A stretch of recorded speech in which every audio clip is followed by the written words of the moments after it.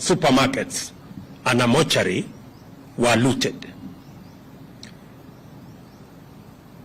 Fellow Kenyans, our country's image and history in the League of Modern Nations has been at stake in the last 2 weeks. The country's economy has been hit hard at a time when my administration is doing everything possible to salvage the economy from the deep hole where we found it. My administration has instituted solid measures and policies to attract investors and through their investment create opportunities for millions of our young people to realize their potential, amongst many of the other issues that we are doing as government. We cannot, ladies and gentlemen, we cannot allow these efforts to be derailed by acts of violence, chaos, and anarchy. We all have an obligation to respect the Constitution of Kenya. This also includes the respect of institutions established and created by the Constitution.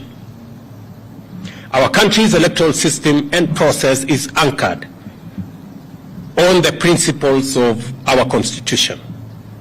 The Independent Electoral and Boundaries Commission conducted a free, fair, and transparent general election on the 9th of August 2022, a poll that was observed by different organizations, both local and international. The Commission declared the results for all 6 elections conducted, and any contestants who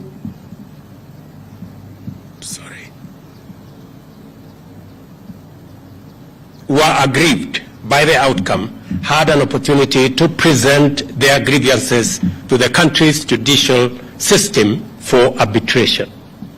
The Supreme Court of Kenya had and determined with finality the 2022 presidential election dispute and ruled on the petitions that were filed by the aggrieved contestants and their supporters. Nevertheless, I have carefully listened to the issues raised by my friend, the Honorable Raila Odinga.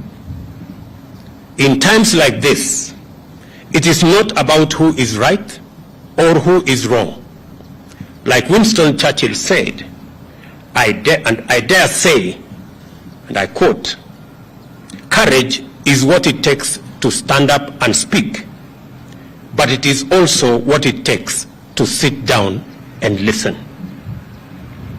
I have always been ready to engage Kenyans of all walks of life, including elected and appointed leaders from across the political divide and the religious fraternity, on how to make our country better and prosperous. And in the last 6 months, I have talked to many religious leaders. I have talked to many elected leaders from across the political divide.